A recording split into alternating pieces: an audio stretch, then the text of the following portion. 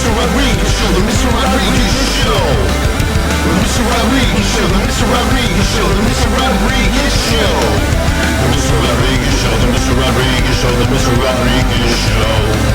The Mr. Rodriguez Show, the Mr. Rodriguez Show, the Mr. Rodriguez Show. Now it's time, are you ready? Let me know that you're ready.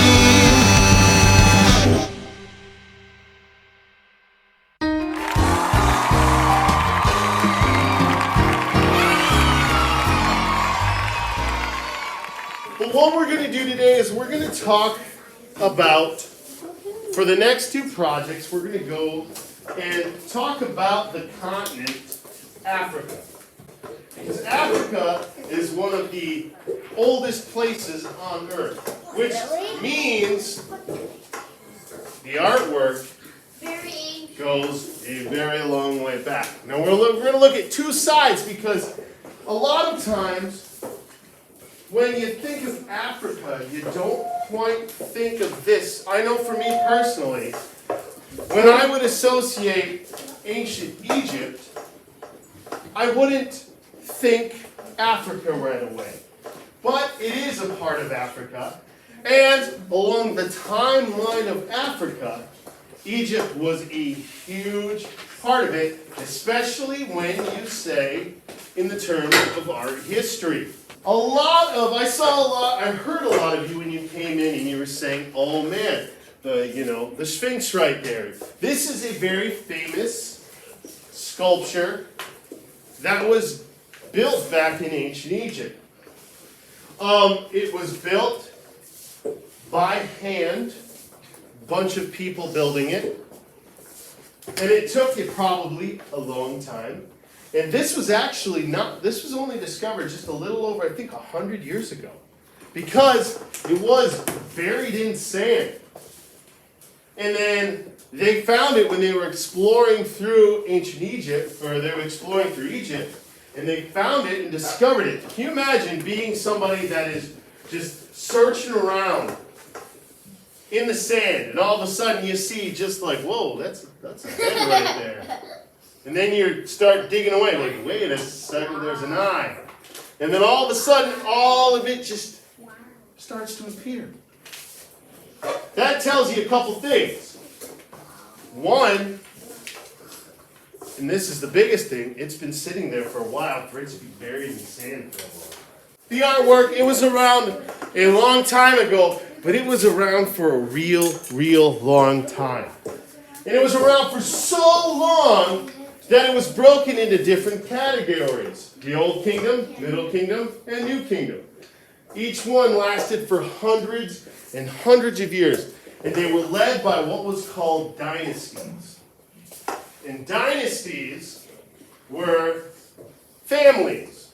So, if I was a pharaoh of ancient Egypt, that meant that one of my parents were the leader. And their parents were the leader. And their parents. And their parents.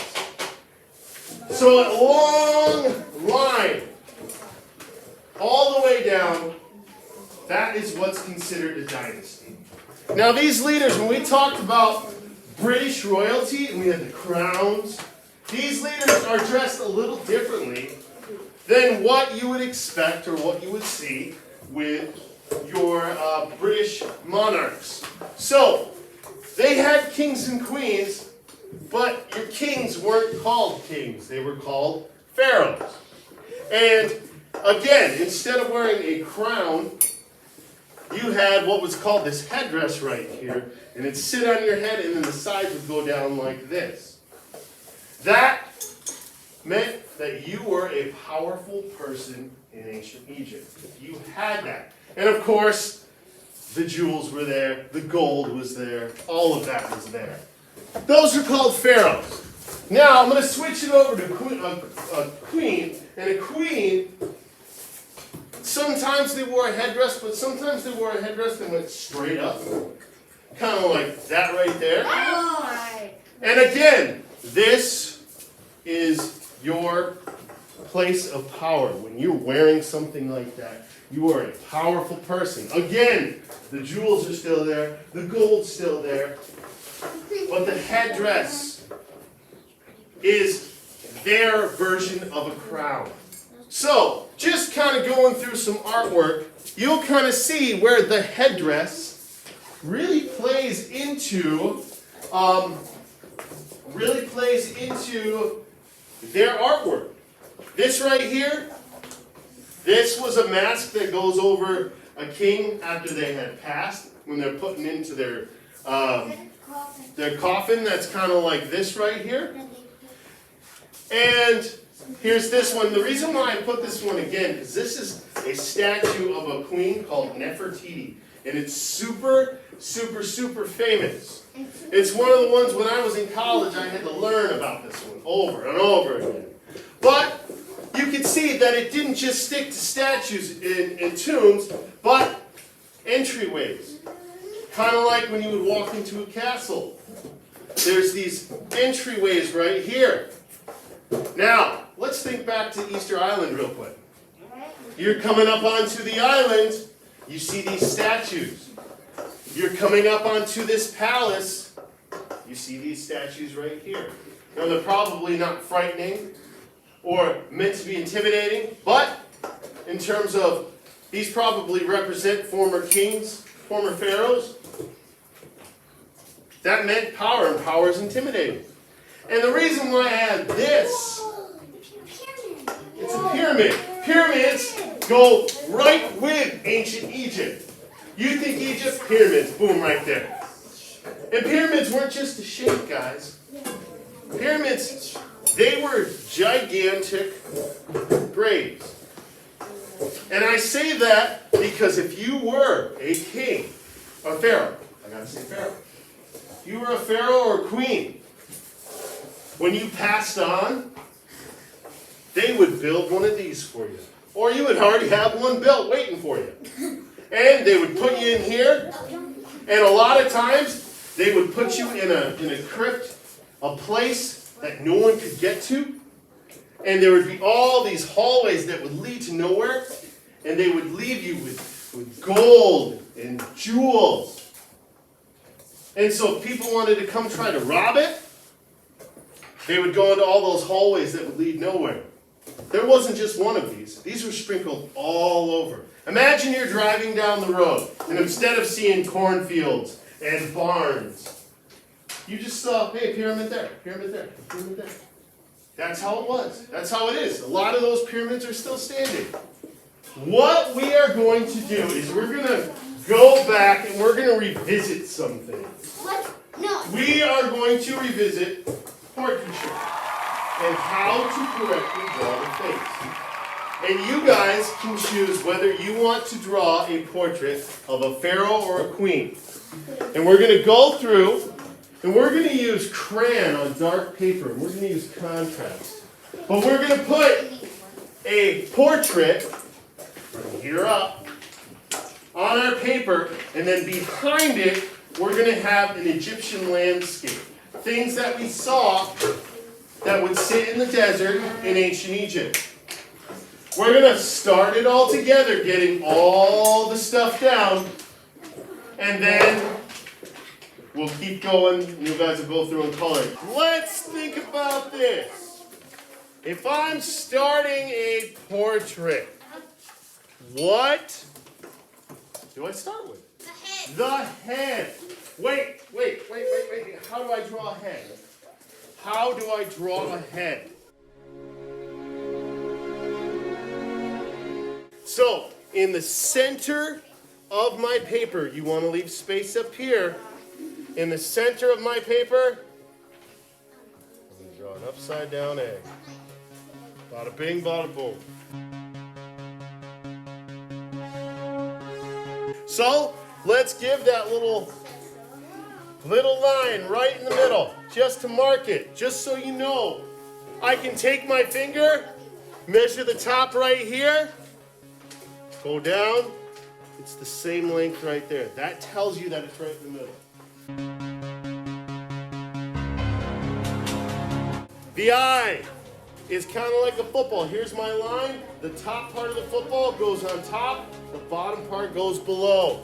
So, boom, boom, boom, boom. So, my eye's gonna go boom, boom, boom, and then we add the iris right in the center.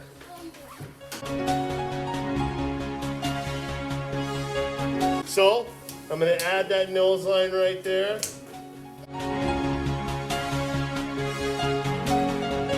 The big circle that kind of makes us look like a clown, it rests right on my nose line. I'm gonna draw it kind of just light, but my big circle right on my nose line.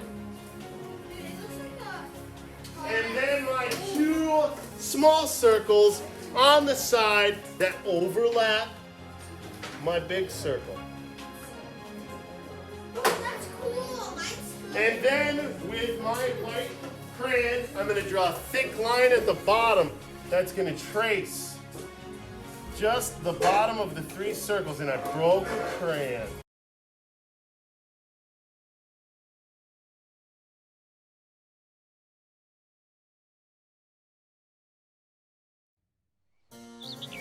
Whoa, whoa, whoa. Hey, settle down, Mr. Rodriguez. It's just a crayon, man. It still works the same.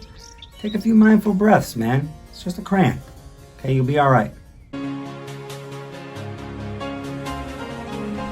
Bingo.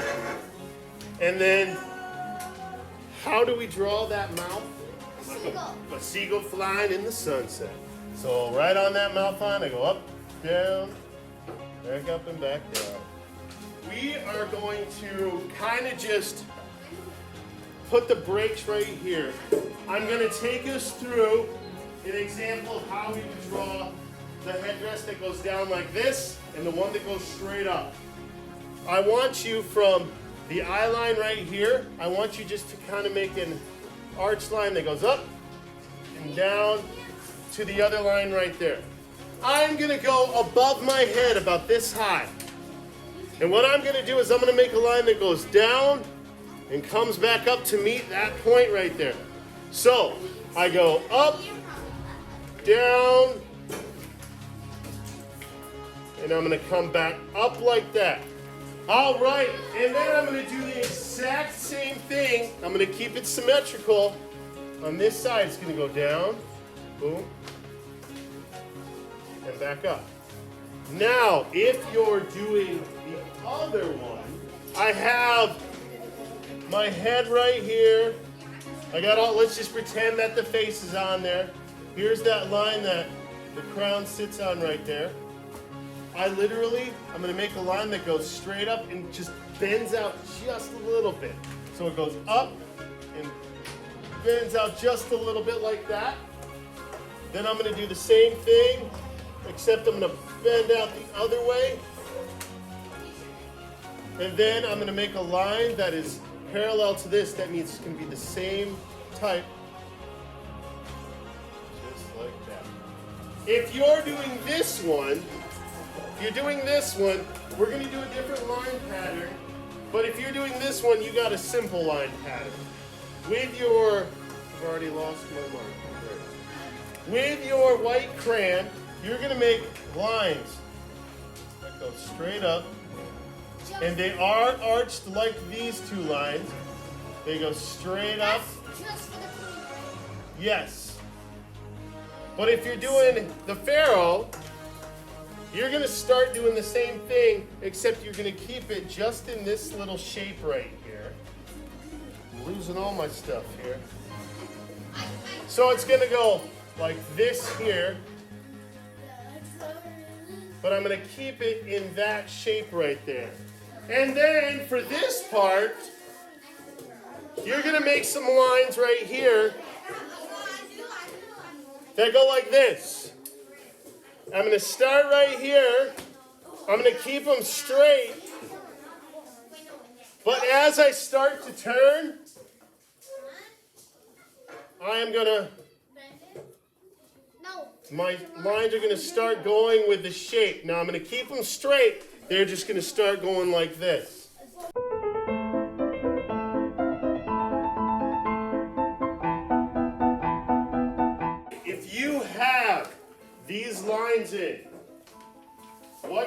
do is you're going to choose 2 to 3 colors.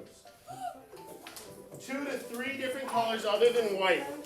And you are going to start coloring, and I mean thick coloring. You're going to color a pattern into here. So, if I'm starting right here, down at the very bottom, I'm going to color this nice and thick and blue. Switch to my next color, let's have violet.